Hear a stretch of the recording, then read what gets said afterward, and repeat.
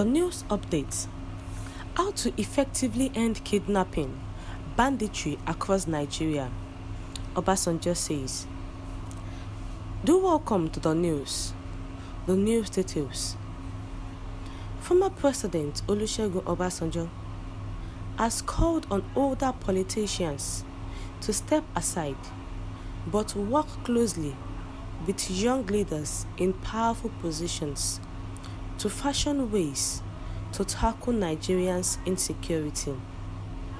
Obasanjo, who made the call when he spoke at the 2022 Muritala Muhammad Foundation annual lecture in Abuja on Monday, stressed that the continued violence and insurgency across the country required urgent attention. This is even as Governor Kayode Fayemi of Ekiti State called for a new social compact between the government and the rest of the society to secure the citizenry. The theme of the event was Beyond Boko Haram, addressing insurgency, banditry, and kidnapping across Nigeria. Speaking, Obasanjo insisted that tackling Nigeria's security challenges must begin from the roots to secure a permanent solution. According to him, until the twin menaces of out-of-school children and youth unemployment were resolved, every other approach to tackling the country's precarious security situation would remain a cosmetic affair. Given a historical perspective to the security challenges in the country, the former president said, Nigerians' insecurity started immediately after the Civil War. Because of the ease with which people could have access to weapons, and we have never come out of it since then. The situation has grown from bad to worse. In 2011, when Boko Haram was showing its ugly head, I went to Maiduguri to find out a little bit more about Boko Haram and what their objective was. The insurgents said they were interested in Sharia, but they also complained that their followers had no job.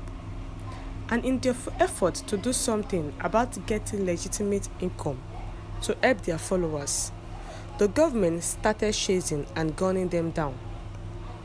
What I feared at that time seems to have been happening because in 2011, Boko Haram had not much of external connection.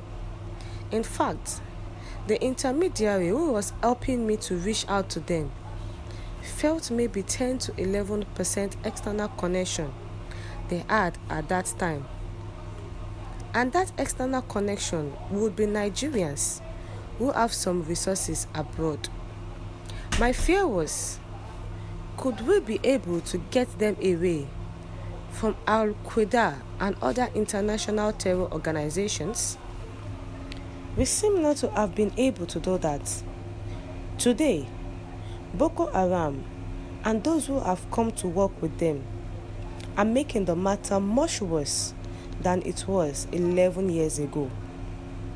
Obasanjo decried the rising population of Nigerians out-of-school children and called on the federal government and state governments to put structures in place to tackle the menace. If the population of Nigeria today stands at 215 million and 15 million children are out of school, it does not matter how we deal with Boko Haram, banditry and kidnapping, either by stick or by carrot approach. Those 15 million children that should be in school but are not in school are the potential Boko Haram of 10 to 15 years from now. I believe it is not late to start and say to ourselves, we do not want the Boko Haram of 2030 or 2035. But if we don't do anything about those 15 million out-of-school children, we are already in more trouble with Boko Haram in the future.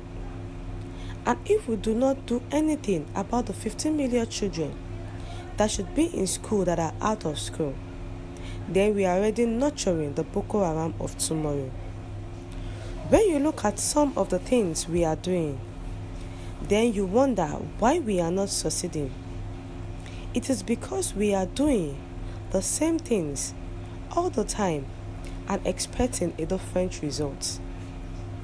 People want a good life, a good job, and they must be given a good education. As long as they are denied this, they will be right to make demands on society. We, the society, must be willing to give it to them, or they extract it from society unwillingly. Education should be the first priority, because if we are not able to take care of education, we cannot be able to take care of other things, he said. The former president, however, disclosed that he was shocked to hear that some political leaders who are well advanced in age were interested in contesting for elective offices in the forthcoming general elections. This, he argued, was an aberration which would throw a spanner in the works for an end to insecurity in the land. Obasanjo said, "We also talk about intergenerational collaboration. Governor Fayemi, you talked about being in junior secondary school when Muritala Obasanjo were in power.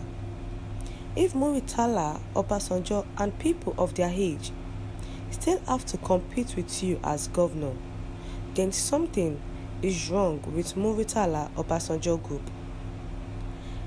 The old politicians should be sitting aside and sharing their knowledge and experience to you, and you should be giving it to those coming after you, so that we'll make sure that the experiences we have, we are able to give it to you, and you should be able to start giving it to those coming after you." Obasanjo also regretted that the investment and development cannot take place in a chaotic atmosphere, because investors would be unwilling to invest in such places. We seem to be treating symptoms rather than the disease. We have about 250 million Nigerians, and most of them, about 65%, are under 30 years of age, most of whom are unemployed. This is an issue we have to face and deal with. Our economic situation today is lamentable. This we also have to do something about. Thank you. We've come to the end of the news. Enjoy the rest of your day.